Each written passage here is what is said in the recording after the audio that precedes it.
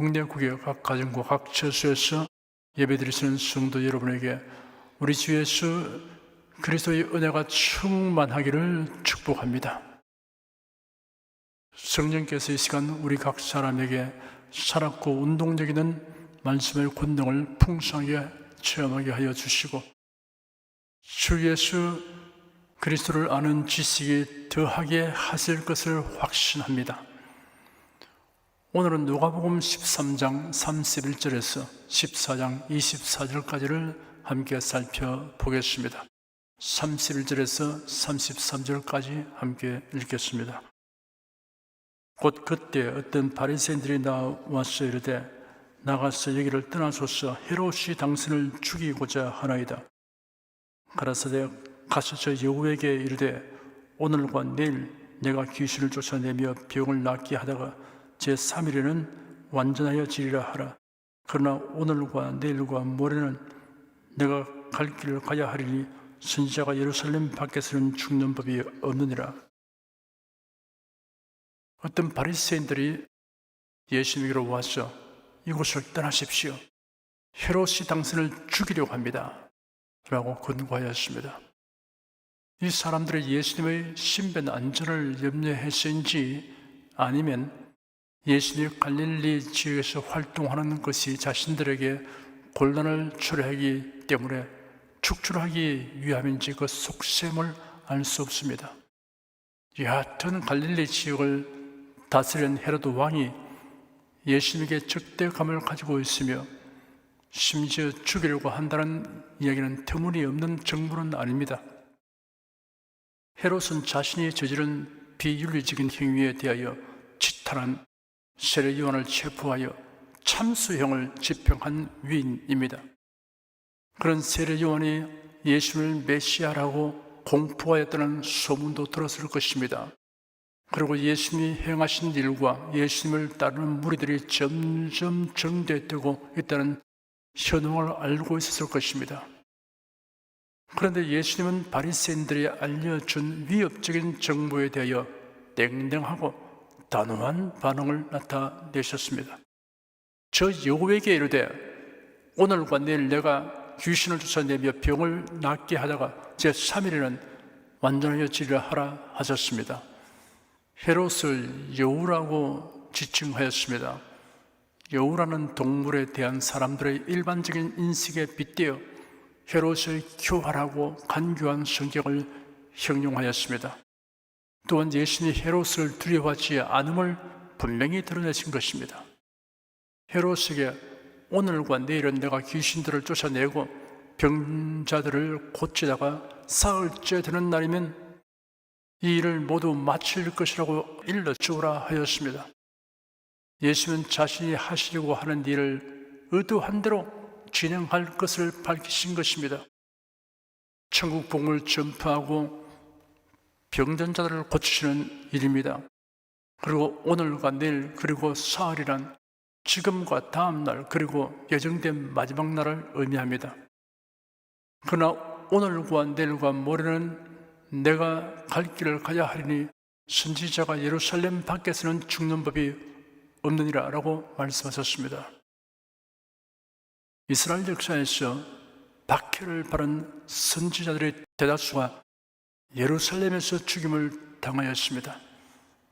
예수께서 자신이 예루살렘에서 죽임을 당할 것을 예고하신 것입니다. 34절, 35절 두 절을 함께 읽겠습니다. 예루살렘아, 예루살렘아, 선지자들을 죽이고 네게 파송된 자들을 돌로 치는 자여, 암탉이 제 새끼를 날개 아래 모음같이 내가 너희의 자녀를 모으려 하늘이 몇 번이야 그러나 너희가 원치 아니하이도다. 보라, 너희 집이 황폐하여 버림받으리라. 내가 너희에게 이르노니 너희가 주의 이름으로 오시는 이를 찬송하려다 할 때까지는 나를 보지 못하리라 하시니라. 예수님의 관심은 헤롯의 위협에 대한 것이 아니라 예루살렘이었습니다. 여기서 예루살렘은 도성과 그 주민을 의미하고 나아가서는 이스라엘 민족을 가리킵니다. 성자 하나님이신 예수님은 예루살렘이 멸망을 면하도록 하기 위해 선지자들을 보내셨으나 탐욕과 교만으로 불순종하며 우상 숭배와 선지자를 죽이는 악행을 저질렀습니다. 마침내 예수님이 친히 세상에 오셔서 천국 복음을 말씀하시고 기사와 이적을 행하시면서 회개를 촉구했습니다. 이를 마치 암탉이 제 새끼를 날개 아래 모음 같음으로 형용하셨습니다. 이런 실화가 있습니다. 어떤 농부가 불탄 닭장으로 가보니 둥그런 젖더미가 보여서 발길로 툭 찼더니 거기서 병아리들이 삐약삐약 소리내며 나왔습니다. 그 젖더미는 어미닭이 불탄 것이었습니다. 불길이 닭장 울타리를 태우며 다가오니 어미닭이 새끼들을 불러 자기 날개 아래 모아서 불길이 지나가기까지 보호하고 자신은 불타 죽었던 것입니다. 병아리들은 어미닭이 부르니 달려가서 활짝 편 날개 안으로 피신하였지만 유대 종교 지도자들과 정치 지도자 그리고 백성들은 메시아이신 예수님의 구속의 은총 안으로 들어오지 않았습니다. 오히려 예수님을 배척하였습니다. 예수님은 이러한 실상에 대하여 이 백성들의 마음이 완악하여져서 그 귀는 듣기에 둔하고 눈은 감았으니 이는 눈으로 보고 귀로 듣고 마음으로 깨달아 돌이켜 내게 고침을 받을까 두려워함이라 하였느니라 라고 지적하신 적이 있습니다. 내가 너희의 자녀를 모으려 하늘이 몇 번이냐? 그러나 너희가 원치 아니하였도다. 심판대에서 너희가 원치 아니하였도다. 네가 원치 아니하였도다. 이 말씀을 듣게 되는 사람은 더 이상 긍휼을 기대할 수 없습니다. 아담이 범죄한 그날부터 하나님은 죄인을 구원하시려고 에덴 동산에 오셔서 아담을 부르셨습니다. 그리고 속죄의 길을 계시하셨습니다. 히브리서 1장에는 옛적의 선지자들을 통하여 여러 부분과 여러 모양으로 우리 조상들에게 말씀하신 하나님이 이 모든 날 마지막에는 아들을 통하여 우리에게 말씀하셨으리라고 기록되었습니다. 에덴에서부터 지금까지 여러 번 여러 가지 방법으로 구세주기로 나오라고 부르셨습니다. 그러나 듣기를 원치 않는 사람들이 많으니 안타깝게 한이 없습니다. 주님은 한 사람도 멸망치 않고 다 구원받을 수 있도록 조처해 놓았으나 원치 않는 자를 어찌할 도리가 없습니다. 암탉이 제 새끼를 날개 아래 모음같이 내가 너희의 자녀를 모으려 하늘이 몇 번이냐? 그러나 너희가 원치 아니하였도다.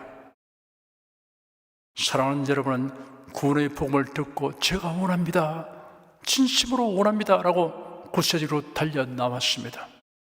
35절에 보라 너희 집이 황폐하여 버림받으리라. 내가 너희에게 이르노니 너희가 주의 이름으로 오신 이를 찬송하리로다 할 때까지는 나를 보지 못하리라 하시니라 하였습니다. 예루살렘은 황폐하게 될 것이라고 하였습니다. 그렇게 되어도 이스라엘 백성은 예수 그리스도를 구세주로 믿지 아니할 것입니다. 이런 상태는 그리스도께서 세상에 다시 오시는 날이 이르기 전까지 계속될 것입니다. 그러나 종말의 7년 대환란 때는 이스라엘 중에 많은 사람이 복음을 믿을 것이며 이들은 이 땅에 재림하시는 주님을 맞으며 찬송할 것입니다. 하지만 예수님이 이 땅에 재림하시는 것을 볼 때에는 구원의 기회가 지나갔습니다. 때가 너무 늦었습니다. 예수께서 이 예언의 말씀을 하신 때로부터 거의 2000년이 지났습니다. 우리가 현재 어느 시점에 살고 있는가를 여러분은 자세히 살펴보시기 바랍니다. 성경에는 예수님의 재림을 알리는 징조들이 많이 기록되어 있습니다. 14장 1절에서 6절까지 함께 읽겠습니다. 안식일에 예수께서 바리새인의 한 두령의 집에 떡 잡수시러 들어가시니 저희가 엿보고 있더라. 주 옆에 고창병 든 한 사람이 있는지라. 예수께서 대답하여 율법사들과 바리새인들에게 일러 가라사대 안식일에 병 고쳐주는 것이 합당하냐 아니하냐 저희가 잠잠하거늘 예수께서 그 사람을 데려다가 고쳐 보내시고 또 저에게 이르시되 너희 중에 누가 그 아들이나 소나 우물에 빠졌으면 안식일에라도 곧 끌어내지 않겠느냐 하시니 저희가 이에 대하여 대답지 못하니라. 예수께서 예루살렘에 이르기 전에 있었던 사건입니다. 안식일이었습니다. 예수께서 바리새인들의 지도자들 가운데 어떤 자의 식사 초대를 받고 가셨습니다. 그들의 율법학자들과 바리새인들이 있었습니다. 고창병 환자가 그곳에 있었습니다. 바리새인들이 예수님의 태도를 열심히 지켜보고 있었습니다. 이런 분위기를 보면 아마도 그들이 예수님이 안식일법을 어기는 것을 보려고 이런 상황을 만든 것 같습니다. 이를 간파한 예수님은 율법사들과 바리새인들에게 안식일에 병 고쳐주는 것이 합당하냐 아니하냐라고 질문했습니다. 그들 중에 대답하는 사람이 없었습니다. 모세의 율법에 안식일에 병 고치는 것을 금한 규정이 없습니다. 병 고치는 것을 금한 법은 그들이 인위적으로 만든 세부 조항에 불과합니다. 예수께서 그 환자를 고쳐 보내신 다음 그들에게 너희 중에 누가 그 아들이나 소나 우물에 빠졌으면 안식일이라도 곧 끌어내지 않겠느냐라고 질문하셨습니다. 예수를 비난하고 공박하려고 준비하고 있던 그들은 반박할 말을 찾지 못하였습니다.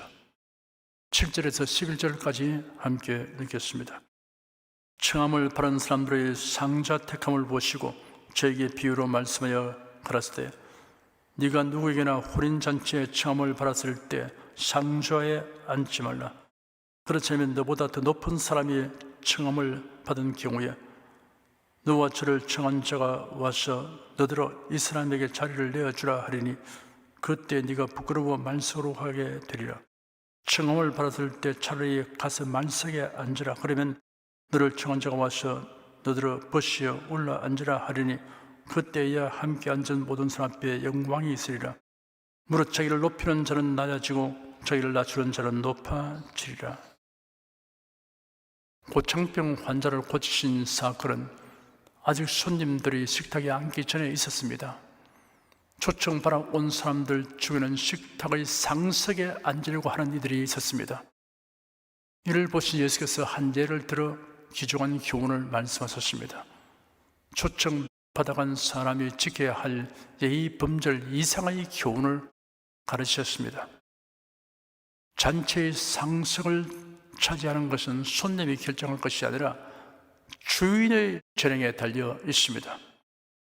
천국 잔치에 참여하여 각 사람이 받게 되는 영광과 멸류관은 사람이 정하는 것이 아니고 전적으로 주님의 결정대로 될 것입니다.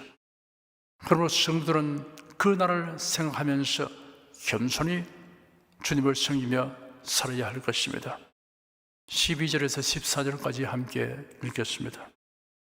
또 자기를 청한 자에게 이르시되 네가 점심이나 저녁이나 베풀거든 벗이나 형제나 친척이나 부한 이웃을 청하지 말라. 두렵건대 그 사람들이 너를 도로 청하여 네게 갚음이 될까 하라.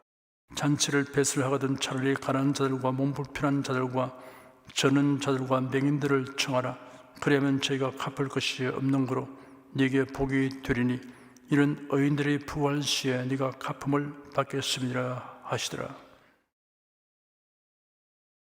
피차 대접하고 대접할 수 있는 형편이 되는 사람은 식사 초대하지 말라는 뜻이 아닙니다. 식사 자리에 초대하는 대상과 동기에 관하여 언급하신 것입니다.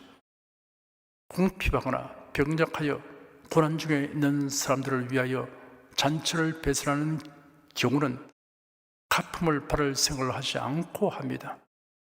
이러한 행위를 장려하시는 말씀입니다. 15절에서 24절까지 함께 읽겠습니다. 함께 먹는 사람 중에 하나가 이 말을 듣고 이르되 무릇 하나님의 나라에서 떡을 먹는 자는 복되도다 하니 이르시되 어떤 사람이 큰 잔치를 배설하고 많은 사람을 청하였더니 잔치할 시간에 그 청하였던 자들에게 종을 보내어 가로되 오소서 모든 것이 준비되었나이다 하며 다 일치하게 사양하여 하나는 가로되 나는 밭을 샀음에 불갑을 나가 보아야 하겠으니 정컨대 나를 용서하도록 하라 하고, 또 하나는 가로되 나는 소 5개리를 샀음에 시험하러 가니 정컨대 나를 용서하도록 하라 하고, 또 하나는 가로되 나는 장가들었으니 그러므로 같이 못하겠노라 하는지라.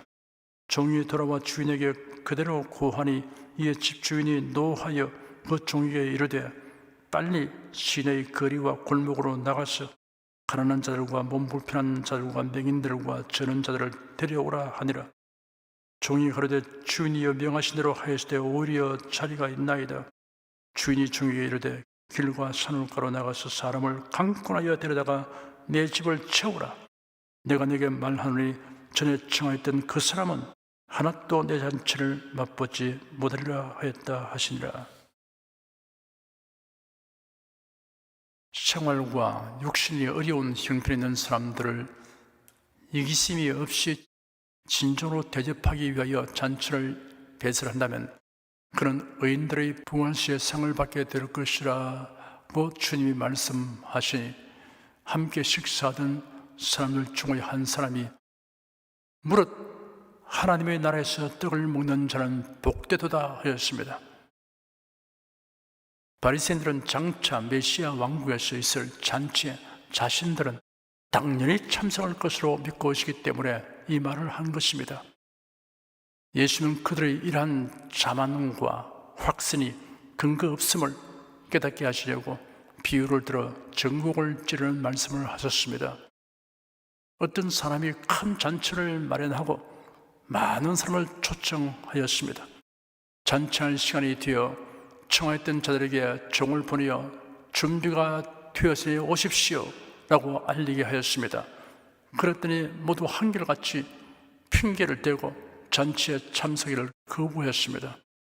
한 사람은 내가 밭을 샀는데 가서 보아야 하겠으니 미안하오 하였으며, 또 한 사람은 내가 소 5개리를 샀는데 그들을 시험하러 가는 길에 용서하시오 하였으며, 다른 한 사람은 내가 결혼한 직후라서 가지 못하겠소 하였습니다.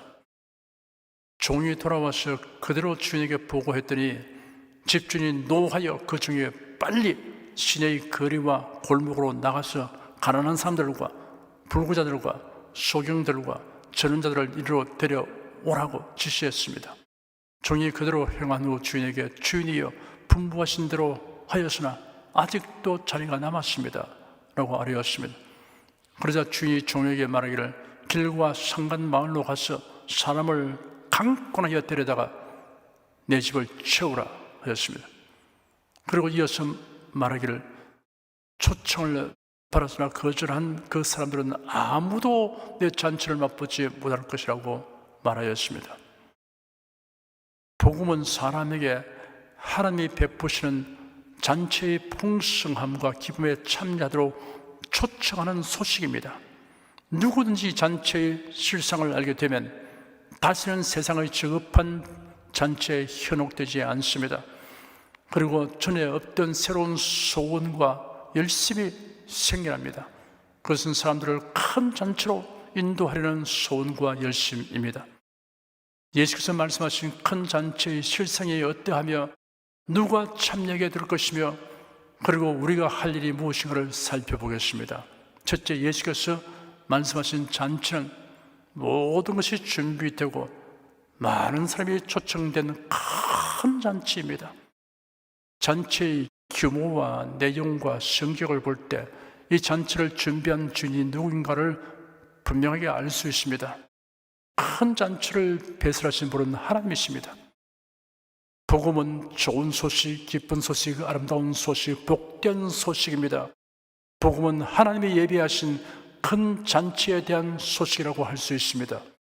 이 잔치는 모든 것이 준비된 잔치입니다. 하나님이 배설하신 큰 잔치는 그리스도 예수로 인하여 준비되는 것입니다. 예수의 죽음과 부활로서 완전 무결하게 준비되었습니다. 예수께서 십자가에 못 박혀 고난당할 때 다 이루었다 하시며 운명하셨습니다. 예수 그리스도로 말미암아 준비된 것이 매우 많습니다. 주의 사함 받습니다. 의롭게 됩니다. 새 생명을 얻습니다. 하나님의 자녀가 됩니다. 성령과 말씀으로 가르치심, 인도하심, 도우심, 위로하심, 치료하심을 받습니다. 부활하게 됩니다. 천국에서 살게 됩니다. 이 잔치는 많은 사람이 초청된 잔치입니다. 인종, 연령, 신분, 혈통, 외모, 능력에 구애됨이 없습니다. 얼마든지 참여해도 부족함이 없는 풍성한 잔치입니다. 둘째, 예비된 큰 잔치에 초청받았으나 이를 거절하는 미련하고 불쌍한 사람들이 있습니다. 나는 밭을 샀으므로 불갑을 나가 보아야 하겠으니 청컨대 나를 용서로 하라 라고 거절하는 사람이 있습니다. 하늘나라보다 이 세상에 더 관심을 가지는 사람의 전형적인 태도입니다. 영원한 것보다 일시적인 것을 더 좋아하고 눈에 보이지 않는 것보다 보이는 것을 더 사랑하는 사람입니다.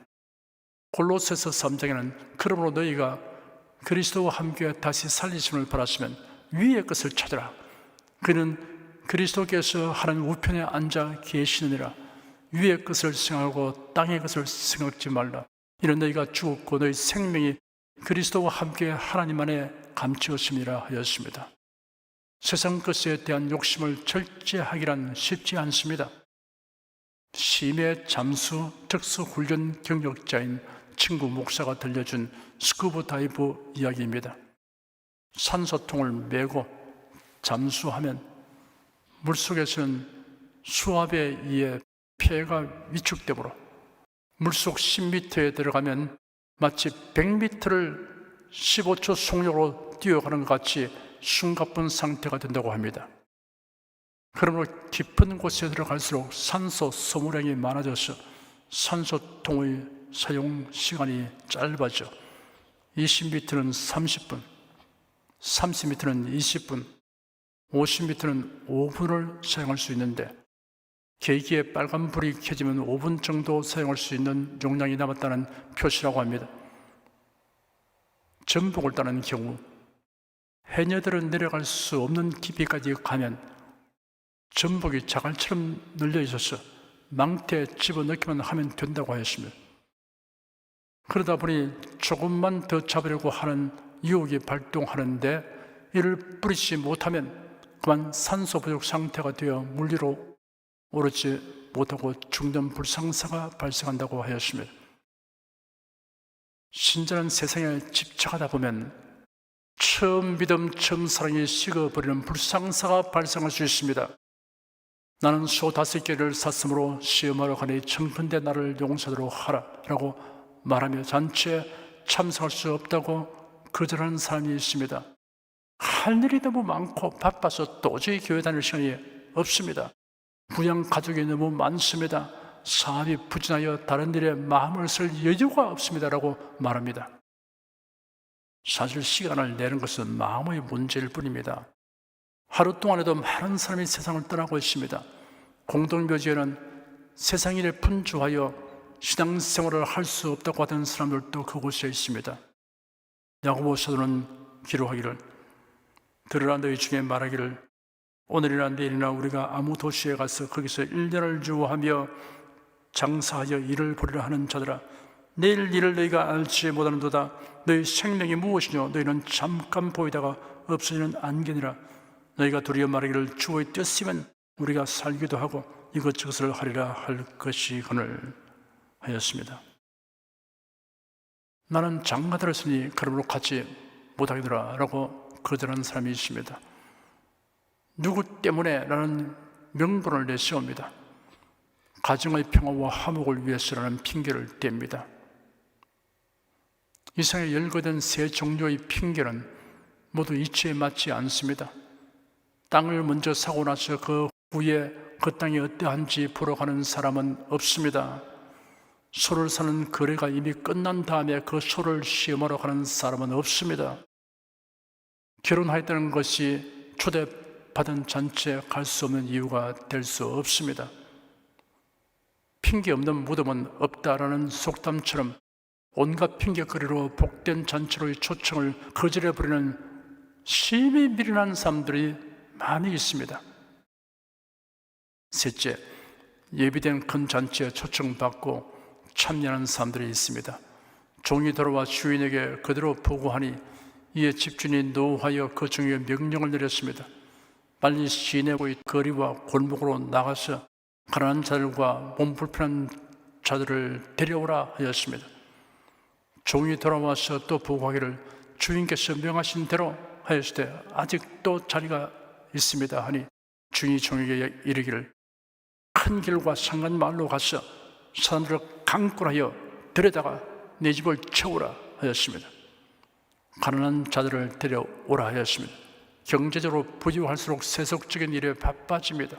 등 따스고 배부르면 천국을 원하지 않는 경향이 있습니다. 몸이 불편한 사람들을 데려오라 하였습니다.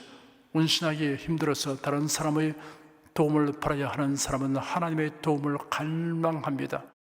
길과 상간 마을에 있는 자를 데려오라 하였습니다. 고독하고 소외된 사람들, 변두리 사람들, 무명 인사들입니다. 일단 이런 사람들이 잔치에 참여하게 되면 진정 유명 인사가 되고 진정 지성인이 됩니다.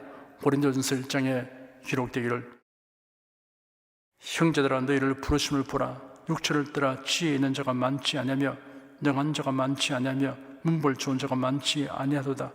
그러나 하나님께서 세상의 미련한 것들을 택하사 지혜 있는 자들을 부끄럽게 하려 하시고 세상의 약한 것들을 택하사 강한 것들을 부끄럽게 하려 하시며 하나님께서 세상의 천한 것들과 멸시받는 것들과 없는 것들을 택하사 있는 것들을 피하려 하시니 하였습니다. 고린도후서 6장 9절에는 그리스도인을 가리켜 무명한 자 같으나 유명한 자라고 하였습니다. 강권하여 데려오라 하였습니다. 복음을 전할 때 경우에 따라서는 강권하는 것이 좋은 방법이 될 수 있습니다. 제가 고등학생일 때 친구와 함께 교회학교 반사로 봉사하였습니다. 그 친구와 함께 어린이들의 집으로 신방하였습니다.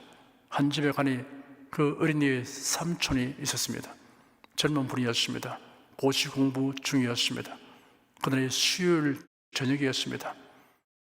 복음을 잠시 전한 다음 오늘 수요 예배일이니 함께 교회로 가시자고 권했습니다.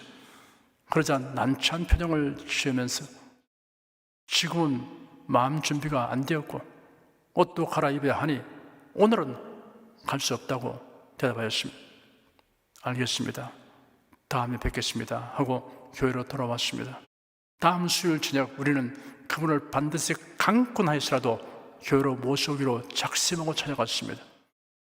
왜 또 왔느냐고 하기에 지난번 약속을 이행하시도록 모시러 왔습니다 하더니 오늘은 걷기가 조금 불편해서 갈 수 없다고 하기에 우리가 업고 가겠습니다 하고 마루 위에 계신 그분을 우리 두 사람이 나서서 떠밀며 업고 대문 밖으로 나서니 당혹한 음소로 학생들과의 약속이고 또 조카 아이를 위해서 오늘 한 번만 갈 테니 제발 날 내려놓고 신발을 가져가 달라고 하였습니다.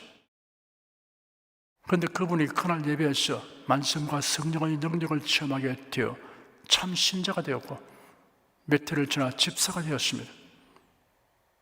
그로부터 많은 세월이 지났습니다. 언젠가 제가 포항교회연합회 주최 부흥회를 인도할 때 집회 장소인 교회에서 그분을 만났습니다.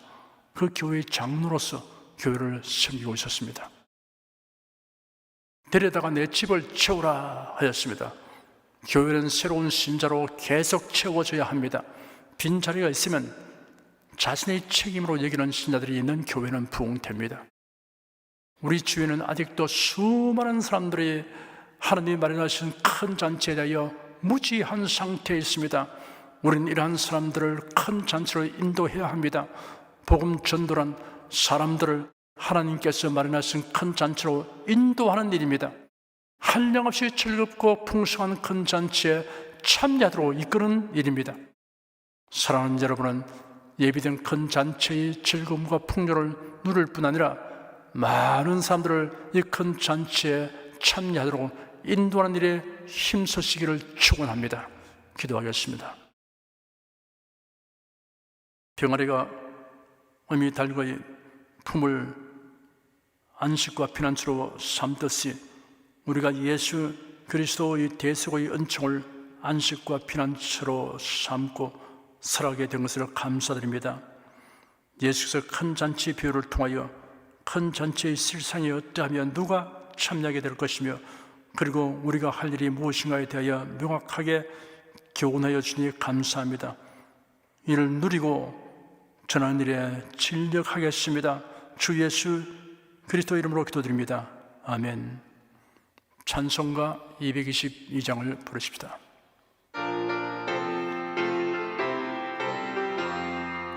보아라 즐거운 우리 집 밝고도 거룩한 천국에 거룩한 백성들 거기서 영원히 영광에 살겠네. 거기서 기쁘고 즐거운 집에서 거기서 영원히 영광에 살겠네. 앞서간 우리의 성도들 광명한 그 집에 올라가 거룩한 주님의 보좌 찬미로 밤낮을 즐기네. 거기서 기쁘고 즐거운 집에서 거기서 찬미로 밤낮을 즐기네. 우리를 구하신 주님도 거룩한 그 집에 계시니 우리도 이 세상 떠날 때 주님과 영원히 살겠네. 거기서 기쁘고 즐거운 집에서 거기서 주님과 영원히 살겠네. 우리의 일생이 끝나면 영원히 즐거운 곳에서 거룩한 아버지 모시고 기쁘고 즐겁게 살겠네. 거기서 기쁘고 즐거운 집에서 거기서 기쁘고 즐겁게 살겠네. 여러분 중에 그리스도인이 아니었으나 지금 하나님의 나라 백성이 되고 하나님의 자녀가 되기를 원하시는 분이나 지난날 교회에 다녔으나 그동안 신앙생활을 하지 아니하신 분은 지금 저를 따라서 신앙 고백 기도를 하시기 바랍니다. 성도 여러분은 자신의 신앙을 견고히 하기 위해서 따라서 함께 기도하시기 바랍니다. 하나님 아버지, 저를 불러주시니 감사합니다. 예수께서 십자가에 못 박혀 죽으시고 죽음에서 부활하심으로 저희 모든 죄를 사하여 주시고 저를 구원해 주시니 감사합니다. 예수님은 나의 구세주이시며 하나님이시며 주님이심을 믿고 고백합니다. 하나님을 변함없이 경외하고 사랑하고 의지하며 살겠습니다. 힘써 복음을 전하며 살겠습니다. 예수님 이름으로 기도드립니다. 아멘. 여러분 가슴에 손을 얹으십시오. 우리 기도를 응답하시는 하나님을 앙망하시기 바랍니다. 병약한 분들은 아픈데 믿음의 손을 얹으십시오. 주 성령께서 우리 가운데 임하여 계십니다. 예수님의 사랑과 능력과 대속의 은혜로서 우리를 치료하여 주십니다. 성령의 나타남과 능력으로 표적과 기사를 베풀어 주십니다. 나는 너희를 치료하는 여호와임이라. 예수께서 가르치시며 천국 복음을 전파하시며 모든 병과 모든 약한 것을 고치시니라. 너희 중에 병든 자가 있느냐? 위하여 기도할지니라. 믿음의 기도는 병든 자를 구원하리니 주께서 저를 일으키시리라. 병 낫기를 위하여 서로 기도하라. 이러한 성경 말씀에 의거하여 우리가 하나님께 신주를 간구하오니 응답하여 주시옵소서. 너희가 얻지 못하면 구하지 않기 때문이라고 말씀하셨으므로 기도하는 담력과 즐거움을 주니 감사합니다. 믿는 자들에게 이런 표적이 따르니 병든 자에게 손을 얹으면 나으리라 하신 약속을 쫓아 지금 연약하고 병든 곳에 손을 얹고 간구하는 모든 성도들에게 하나님의 권능이 임하여 낫게 하여 주시옵소서. 병들어 고통하는 친족과 교우들을 위하여 기도하오니 불쌍히 여기시고 치료하여 주시옵소서. 모든 병과 모든 약한 것을 고치신 예수님께서 간구합니다. 상한 몸, 병든 몸을 고쳐 주시옵소서. 뇌, 구강, 혀, 척수, 갑상선, 임파선, 뼈, 골수, 인대, 관절, 디스크, 근육, 신경, 혈액, 혈관, 피부를 고쳐 주시옵소서. 시각기관, 청각기관, 심장, 호흡기, 소화기, 비뇨기의 기능이 완전하게 하여 주시옵소서. 예수 그리스도의 이름으로 명한다. 병만은 물러가라. 통증과 염증은 나을지어다. 암과 종양은 소멸될지어다. 각종 장애는 치유될지어다. 예수 그리스도의 이름으로 명하노라. 지금 낫게 될지어다. 순식간에 나을지어다. 모든 병과 모든 약함은 치유될지어다. 병량의식은 제거되고 건강의식으로 충만하게 될지어다. 신주의 능력이 몸과 마음에 계속 머물러 있게 하여 주시옵소서. 몸과 마음이 마치 유황가에서 나온 송아지처럼 독수리가 날개치며 올라감과 같이 활기차게 하여 주시옵소서. 생활에 다가오는 풍파는 고요하고 잠잠하게 하여 주시옵소서.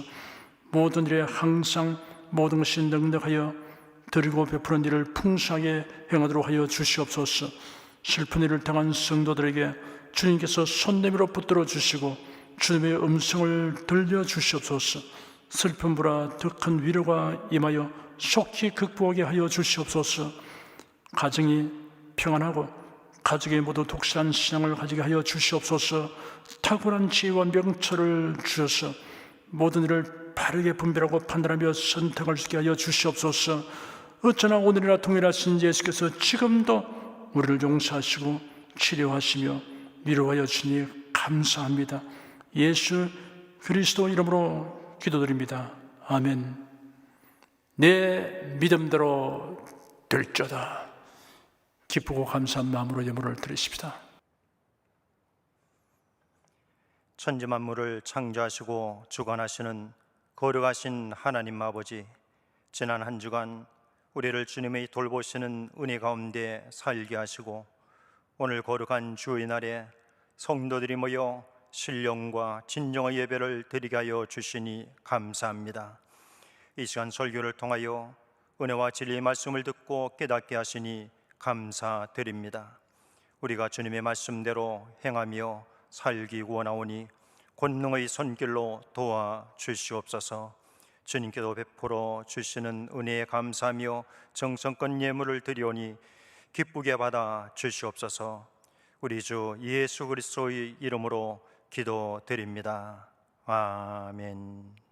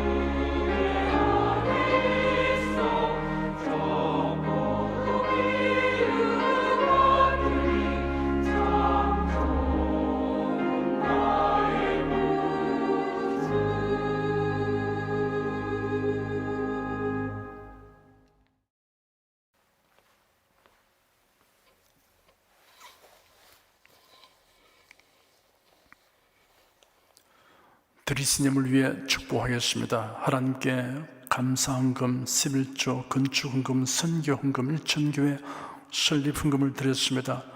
향기로운 예물로 연락해 주시고 우리 성도들의 모든 산업을 풍성하게 하여 주시옵소서. 예수 그리스도 이름으로 축복하며 기도드립니다. 아멘. 성령 부르겠습니다.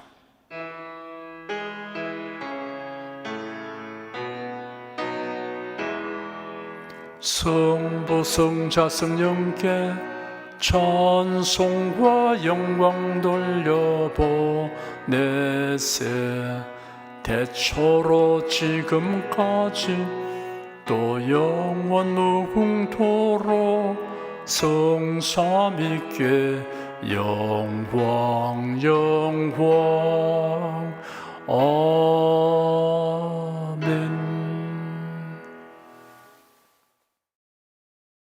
우리 주 예수 그리스도의 은혜와 하나님 아버지의 사랑과 성령의 교통하심이 은혜와 진리 가운데 살아가는 모든 성도들을 위해 임하시옵기를 축원합니다.